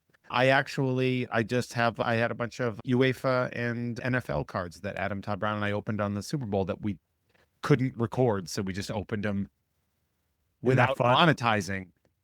Who knew? So anyway, again, patreon.com/Jeff May. Also, you can help Jeff out. Go over to Instagram, follow him as Hey There Jeffro, Jeffro 2 for reasons, as well as, all the socials. I think you're Hey There Jeffro with no number on Blue Sky as an example. With that being said, here are people that have ponied up awesome money for us to say their name on the show. We love you so much. Let's start off with Bobby Opulent. Let's start off with drinkwithmikeslater.com. Every time Dre plugs the back catalog. Not that bad this episode. Some at the beginning, not as much as normal, even though there was still a bit. We've got El Celdo says, organize and fight. No one will give you what you want or need by asking nicely. I added an or there, El Celdo. Hopefully you'll forgive me. That's what happened. You do 2 lines. We've got Bimmy and Jimmy out fighting crime, who did make up the funny reverse flash jokes. Ricky Cilantro and Norm from Cheers. Jeff. Hey. A big shout out to Dan Hackroyd. Another big shout out to, I'm going to start calling Yoda Old Grogu just to see what happens. Of course, a big shout out to the enchanting, wandering, unpierced left nipple cider served at room temperature. Of course, to Burrito, my best friend. A big shout out to Jeff has a 12-inch tick action figure. Hey, Jeff here. Let me interrupt these producer names real quick to say, honestly, that the only thing I love more than a hot, steamy bowl of mashed potatoes is a soggy-ass brioche bun to dip it in. Thanks, guys, and back to the producer names. And, of course, a big shout-out to Porcelain Jesus. And, again, head on over to patreon.com/Jeff May. If you want to produce this show, Jeff has cool friends. Both get stuff in the mail. And, actually, I bumped up the price of the rookie card tier. I did not bump up the price of the mixed tiers yet.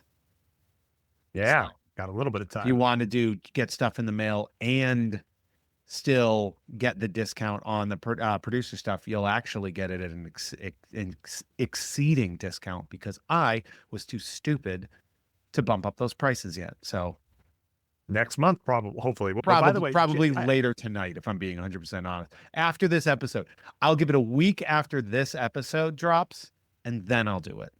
Love it. And by the way, Jeff, we always end up talking potatoes a little bit. I'm curious about something. My wife made a very tasty, like creamy potato soup. So what are your opinions on like that? Like a potato soup, creamier base? And I don't mind. I like a potato soup or a potato chowder or stuff like that. I think what it really comes down to is I think people really think I'm anti-potato. I'm not really.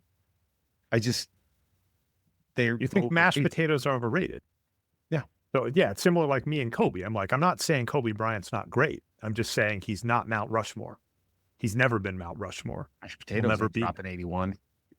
Yeah, that is one thing, man. That was ridiculous. But the immortal Scott Williams, who was on the Three-Peat Bulls, I actually had him on a podcast once, which was lucky. And another podcast with a friend of mine, he was on with Ben Guest. He was talking Allen Iverson. And he was like, I will score 30 points a game if you give me 30 shots a game. So wasn't talking about Michael, wasn't talking about MJ, wasn't talking about Kobe, was talking about AI. So you take a lot of shots, you'll get some of those games. Anyway, let's finish with the most wild. This is wild that this is the comic that ends the graphic novel to introduce you to Impulse because, as you mentioned, it's kind of a Twilight Zone episode, also showing how they don't know teachers. Because what happens is the cool assistant principal is, hey, Bart, can I see you for a moment? And I think your friend Preston is getting abused. Can you hang out and report back to me? Because I think he needs a friend. He's not necessarily saying I think he's being abused. He does think that, but also kids are dumb and kids get hurt and kids get bruised. So it's on the radar, but he's very much, I need you to stick around with this kid.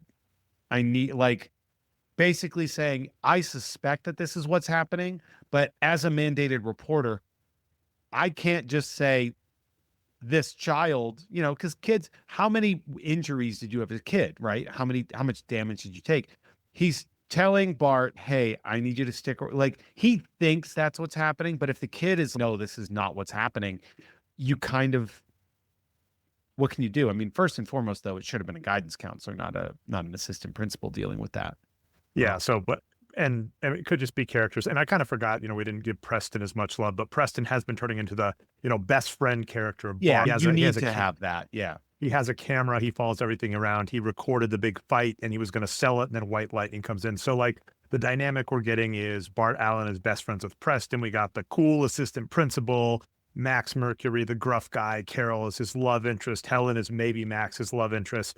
So Bart's basically being tasked, hang out with Preston. Preston really loves film and is trying to film a monster movie because there is, as you mentioned, like this rumor of a swamp monster nearby. He also, one of the things he really stresses is I got to get out of this town. Like he's really, I have to leave. And so they're out in the swamp. There's a lot going around. I think I can't remember the point because I'm rereading the synopsis. And here's the rough part. Even rereading these recently, Jeff, having read them so much as a kid and like reading the whole series, like encoded in my brain, as you can see, it like mashes together. Yeah, and it's really hard to even get out of that even after rereading it, which is definitely hilarious, which is a slight difference. I brought this up on the clip show of the Nerd Show. I kind of brought up that X-Men, the animated series, to both of us, broke both of our brains because it was so poorly written that our naturally good writer brains like corrected it. And when you go back and look, you're like, no, you're wrong. That would have made sense. Well, it's also the thing too with like Batman the animated series where everyone's like greatest cartoon of the 90s and you're like, but is it? Because there's a lot of really bad episodes. There are some great episodes, but like the argument that I gave, I think on this show is The Tick does not have any bad episodes in 3 seasons. Batman the animated series, just alone, just that has way more bad episodes.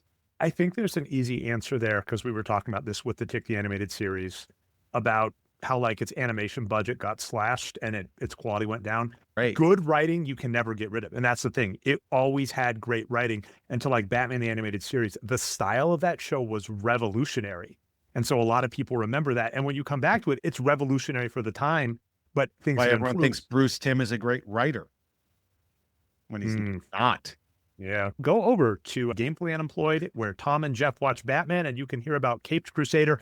I am digging it. Okay, so Bart and Preston are out trying to search for a swamp thing. I think there is a monster out there. I'll spoil that. So stuff is happening. I can't remember at what point. At some point, Preston loses his camera. They get home late. And at the Preston household, Tom is scolding his son something fierce. And Preston, in Bart's eyes, is a little more scared than he needs to be. So some of what the principal, I guess his name is Randall, some of Randall's suspicions may be right.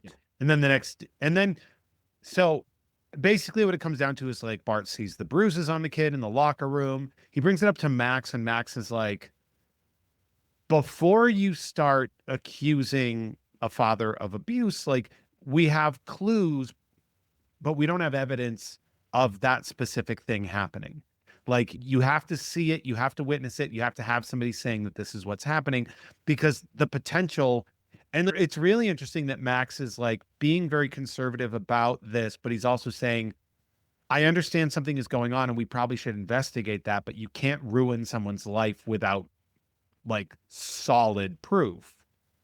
And that is, I think, one of the dicier things about this issue because Max doesn't seem to be overly concerned that this kid is getting hit.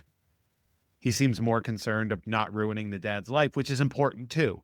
Just look at, we say there's no such thing as cancel culture, there's consequence culture, but there have been, I don't know if you saw that, the documentary on HBO Max that Monica Lewinsky did, but there are people that were canceled for nothing.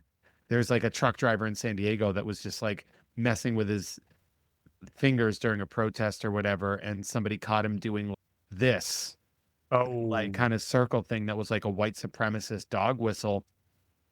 And some guy like tagged the company and like basically got him fired.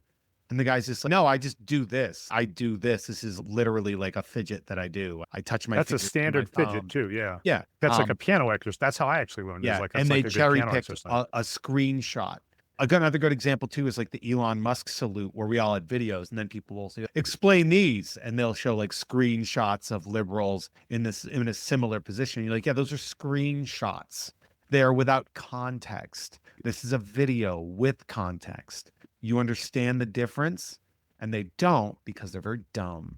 But I would say with that, part of what is going on, and we'll learn, and it comes up in later episodes, is Max is definitely doing the teaching, letting him go. And then we also don't necessarily know how much he's doing on his own. And I could also wager that he doesn't want Bart to go in guns blazing, because even if he's right, like, what could potentially happen? So actually, I did get it wrong. I'm reading the synopsis. He doesn't lose the camera on try number 1, but they wind up late. They wind up home late. Preston goes back because he knows there's a monster there. And if he gets a video of him, he can be rich and famous. And Impulse goes back to save him. So Bart Allen is Impulse. And what we actually discover is Andre the Giant is living in the swamp. So according to, like a big monstrous humanoid is there. am I not wrong? Because in the synopsis, and I think they do say it in the comic, that he has acromegaly.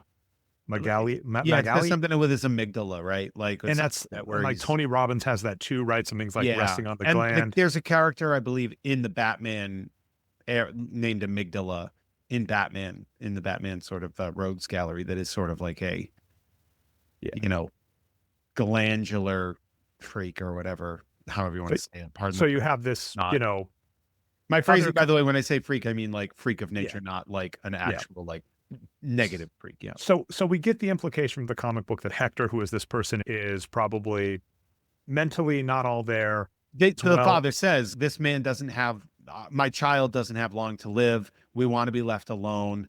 We've been living in the swamp for a while." And he's like, "Why don't you not tell people it's not a monster?" And he's, "Because we just want to be left alone. And if the rumor keeps people out of here, then my child, who probably has less than a year to live." And he's like, "Why?" He's like, "Because he's my child. I love him." And and you're like, "Oh, so what you thought was the monster was actually innocent, and the parents are actually very good people." Whereas he's Bart. Thesis statement of the comic book. Bart thesis statement. I hope, if it was a Scrubs, he would be flashing back to that in the next scene, because then that's what happened is Bart knows that he has confirmed he's getting abused. We're going to get the twist in a second. And we have him run home where he thinks the dad is going to, and he like confronts him. He's just like, "I'm protecting." And the dad's like, "Get the hell out of here. What are you doing?" And he's, "I'm protecting Preston from a monster." And then in the next room, we see Preston is getting abused by his mom. Yeah. And the father is like shocked, which is also a little bit like, they address it later where they're like, "Yeah, the dad he said he needs to pay more attention to what's happening."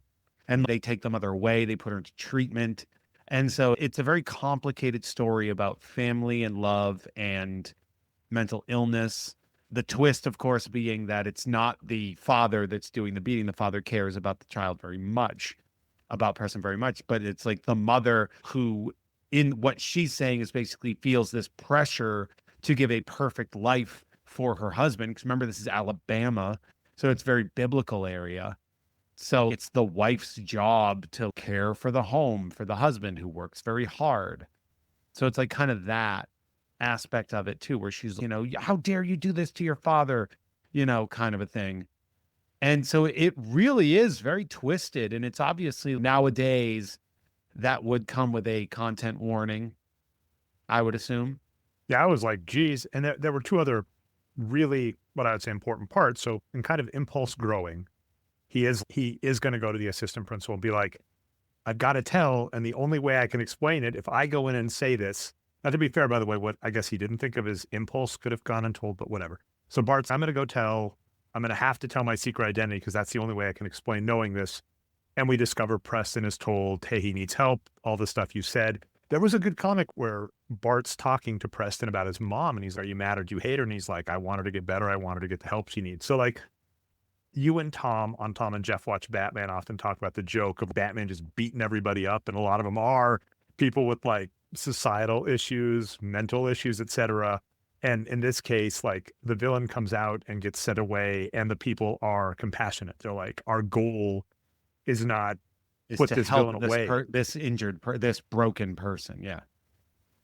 So, like I said, shocking ending, solid issue. And what's funny is I was going to say, I was listening to an interview with Mark Waid about Impulse, and he basically said Impulse as a comic wasn't like, the execs didn't necessarily want it. They probably thought it was gimmicky.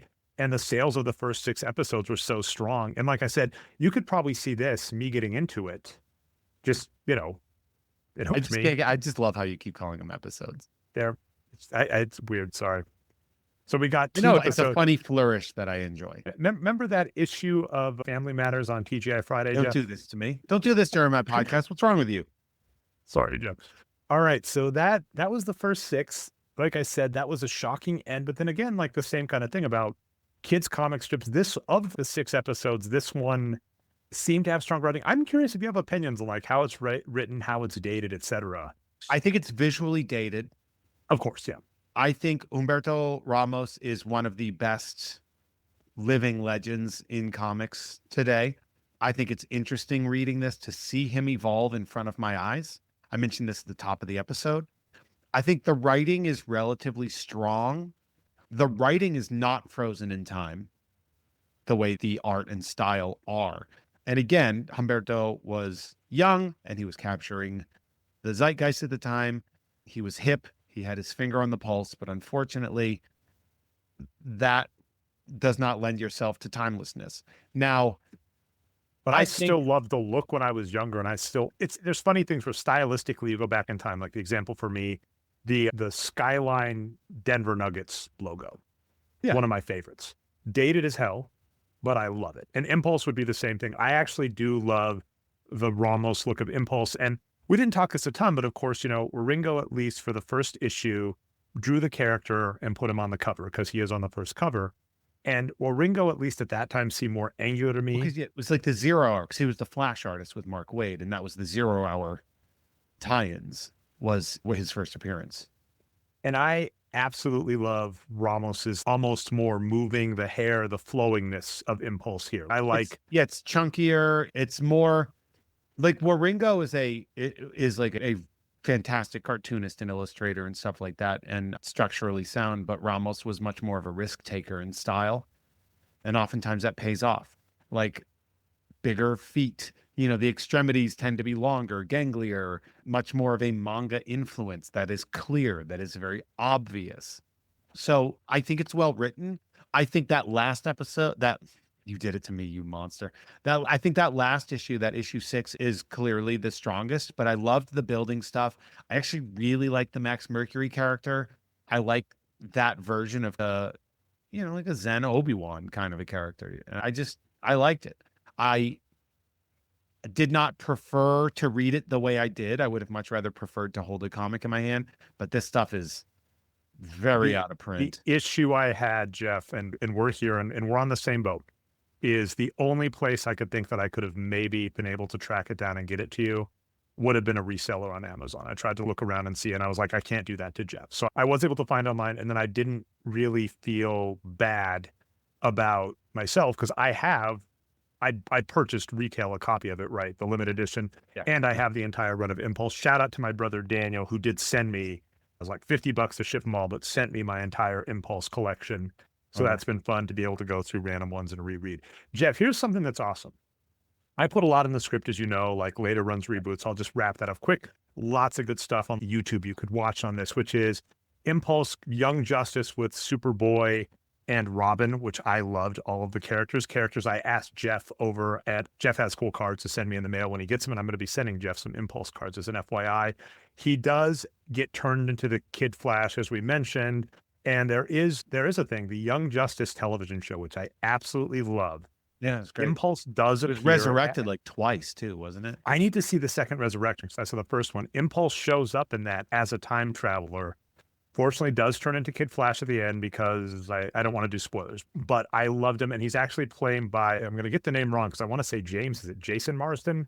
Is it James or Jason? Oh yeah, he's everybody. Like that dude's a very prolific voice actor. Do you know what I remember him from? That would be a really fun nerd episode at some point. Erie, Indiana. He's the villain in Erie, Indiana when he's younger. Erie, Indiana. That's right. And he was also on a show that got rebooted. It was Meet the Torkelsons, and it had another name initially.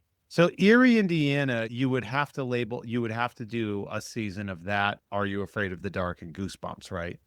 God Like damn, that Jeff, would be that sounds like a good time. but I mean, does it though? But Because that's it seems like it would get a little repetitive.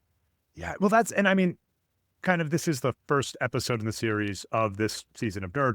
I do kind of like the nerd finding a thesis, but then finding fun ways. And you and I bandy back and forth, and I have some fun ideas coming up. So there are lots of fun things, and we're never going to run out of nerd shows to do because we're a monthly show, and we are. both have so much nerdiness in us. So there is that. There was a Fastest Man Alive comic book series, which goes into the future and he doesn't have powers and he retires and no one wants this. And I don't know why they did that, Jeff, but is what it is. But what I Because really sometimes, because it's comics and you can try new things and they can not have the repercussions that they might have in like a television show. yeah, it's definitely true. Yeah, we did a little bit of wrestling. It's funny where Mick Foley, as we both know, is one of my favorite wrestlers and personalities. And something I love about Mick Foley, and I think between the two of us, I encapsulate more of his attitude than you. You might be more of a Savage or Ricky Steamboat. Lots of planning, lots of thinking.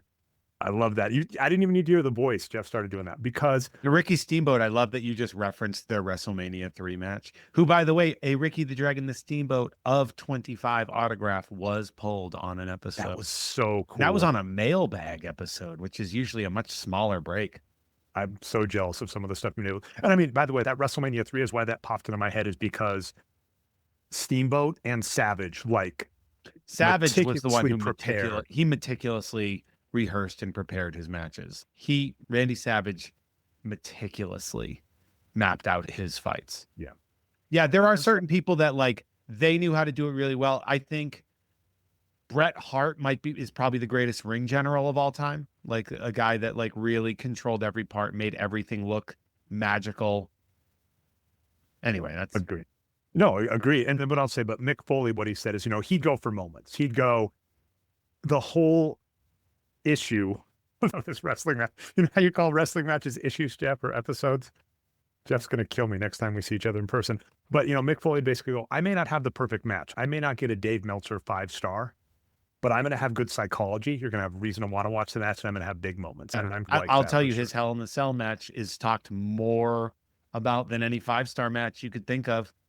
I mean, I think I talk more about Hell in the Cell than I do Bret versus Austin. Yeah, the double face. And that's probably one of the greatest fights in all of WWE history, right? Is Bret Austin. And yet more people talk about the Hell in the Cell. By the way, shout out, my brother actually had that on VHS, I want to say 13, had that on VHS. So I've seen that match a few times. It's amazing. It's Jeff, unbelievable. I'm not as worried about talking later runs, but I did want to throw this in there. The last thing we're going to end up on is more of Impulse that you didn't read because, Jeff, it gets wild, and I'm sorry, I got to say it. So spoilers, I mean, we've spoiled it already. So, Jeff, do you want to know the story about Helen? No, I don't want to know anything. All right. I don't like... I mean, you can tell me if you want, but here's the thing: is some people might want to read this. Are you going to read it? I mean, we can definitely not. Like if you're listening to a podcast on a thing that you haven't read, and then you're like, "Stop! I'm going to read this 30-year-old comic." I don't believe you. Yeah, Helen's storyline gets weird, Jeff, because the reason they're actually in Alabama is in the 1960s. Max Mercury breathed in some mustard gas and was laid up in Alabama. And a doctor nursed him back to health while he was recovering. And he had a mighty fine wife.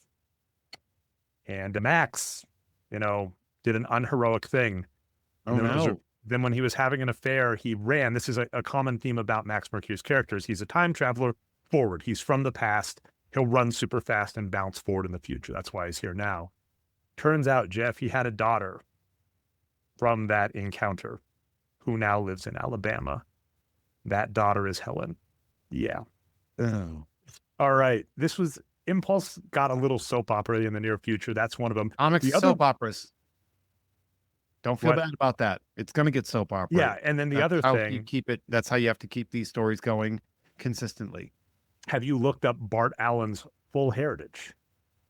No, but I'm going to guess he's probably like a Fawn or something. Yeah. Like his mom is a Thawne who, basically the Romeo and Juliet moment. Star-crossed lovers. His mom was fighting resistance in the future. She actually shows back up and he goes to the future with her for a bit. And then basically him and his mom best the Thawnes and they're like, we'll let you go, Impulse, because, you're our lineage, but you have to go back in time. So like part of Impulse's character is he gets a mom, they go in the future, and then he is banished from the future where she is. And so that's another part of the storyline. So these issues get a lot of fun stuff. And the very end of the series, actually, it gets canceled on episode 90, issue 90. Sorry, Jeff. And the writer That's at the a good time, run, man. That's like almost 8 years. But the writer, I remember this is very funny because it gets meta because Impulse gets kidnapped and is on a planet of almost a mojo world where they're putting him in television shows and stuff.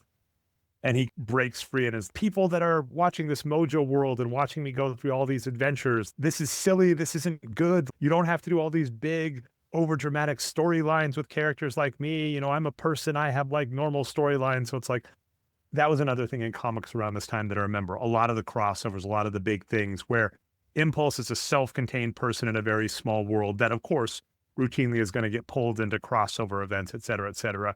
And that was the 90s and 2000s, where you keep having these crossover events. You keep trying to do the death of Superman leads to all of these other monumentous events, Crisis on Infinite Earth, 0 Hour, and all that. Yeah, where, like well, I mean, to be fair, you can't say that the death of Superman is why these events happen. the first That's one, it nothing was to do just with like the more, No, it wasn't. Crisis was. Like Crisis on Infinite Earths was the which first. was in mid 80s. But I'm saying the death of yeah. Superman was when they kept shotting these big storylines. DC realizes, and it used to be like they went for a while and then they were like, we need to hit reset. Our continuity has become too complicated. Then they did Crisis, then they did 0 Hour, and they start getting shorter and shorter where it's every 5 years now. They're just like, we need to reboot.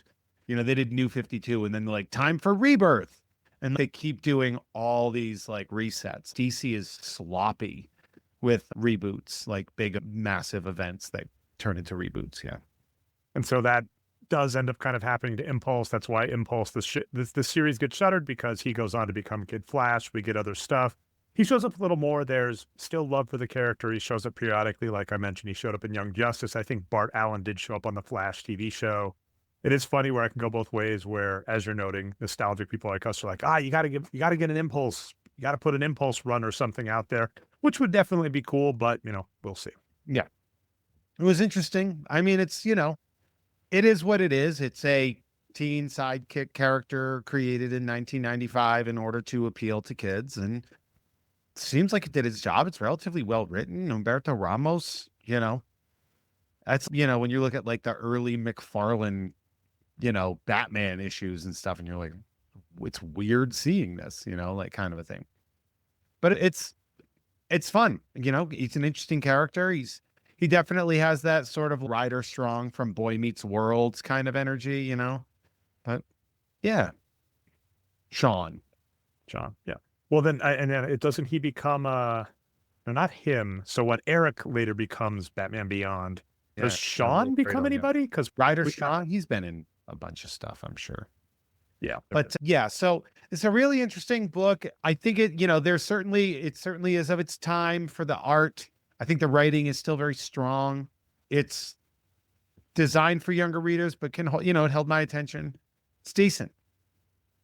Which is, I mean, and I don't think a lot of what you're saying, I kind of knew, but explains, right? Like the aiming for the kids. And I'm like, it did its job. This is perfect. This was a newsstand comic issue that I spent my own money on and got invested enough to keep reading. And I'm old enough now. The fun thing with the comic era is like I was able to rebuy all of the collections because I wore mine to shreds, found these at less than retail in my, I want to say mid to late 20s.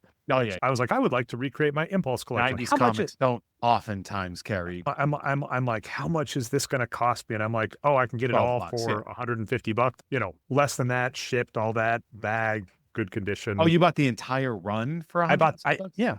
Or, because each episode was left. And I was younger, whatever. But 90 issues. You got 90 issues for like 100 and something bucks. Yeah, because I think they were just selling them retail or something. Well, the other part too is sets that large are Shipping, very hard to move because people want issue 1, 25, 50, 100, whatever. Like what they don't care about issue 74, like generally speaking. So when you have full runs, they usually sell for a lot cheaper. Well, and I didn't buy the full, I did buy like gaps. And so that's the thing. And it's the same as like cards. You go to a place and you're like, I'm looking for these 40 issues of this book that are either shredded or, I'm missing. Yeah. And then they're like, we'll sell you each for $1.50 and consolidate shipping or whatever. So, yeah. I don't remember the time, but that's it. Jeff, that is Dre's origin story. Lots of comics, lots more comics to come. Anything else you want to end on before we get into plugs, Jeff? No, very excited. I loved this. I'm looking forward to what our season is going to continue on. Normally, we have a much more solid plan for all 3 months. For some reason, though, we don't for this one. And that's actually very exciting to me. So we're obviously going to have a powwow about that over the next couple of days to figure that out.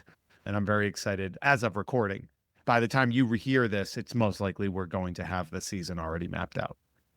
And I'm just like Jeff, Erie, Indiana, and Goosebumps. You got to tie him to Impulse somehow. Impulse, huh? Yeah. I mean, Like, season 10, Dre sucks. Anyway. Yeah. All right. So, Jeff, where can people find you? Oh, God. On social media, on most social media, at Hey There Jeffro, on Instagram, at Hey There Jeffro 2, the number 2, because I've had to restart my whole goddamn account because Meta is awful, terrible people. But you can check that out, of course, all the stuff I do on I do Tom and Jeff Watch Batman on Gamefully Unemployed. I do all the stuff with Adam Todd Brown on the You Don't Even Like podcast network. And of course, if you're listening to this on a free feed, come on over to patreon.com/JeffMay for all the cool stuff that we talked about before. On top of that, too, the @JeffHasCoolCards YouTube channel. You can hear both myself and Dre hear and watch us open cards at different times of the week. I'd be curious if anybody would just podcast that, just listen to you opening cards, doesn't watch it, doesn't want to hear, just Well, trying to infer. sometimes people have it on in the background. Yeah, makes sense. And then you come over to see the thing. All right. So, Jeff, you can find me most places on the internet as @NerdNumbers.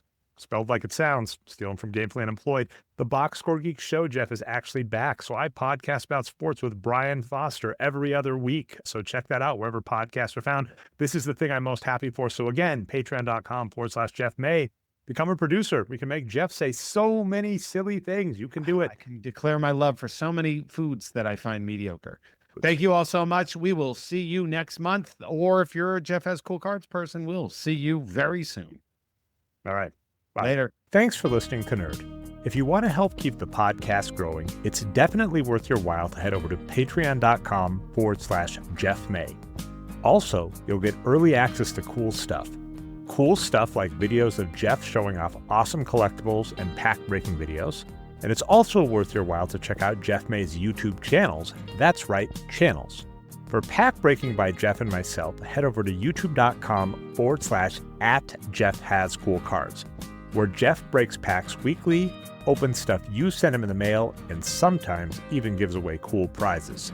For Jeff's podcasts, head over to youtube.com/@HeyThereJeffro. That's spelled JEFFRO. And shocker, he uses that name across a lot of social media, including Blue Sky. You can find him at Instagram at HeyThereJeffro, but you're going to have to add a 2 to the end. So that's HeyThereJeffro2 over at Instagram. You can find me most places on the internet as Nerd Numbers. Shout out to Chris Haugen for the outro theme of Pure Magic. Thanks so much, and we'll be back with another nerdy subject soon.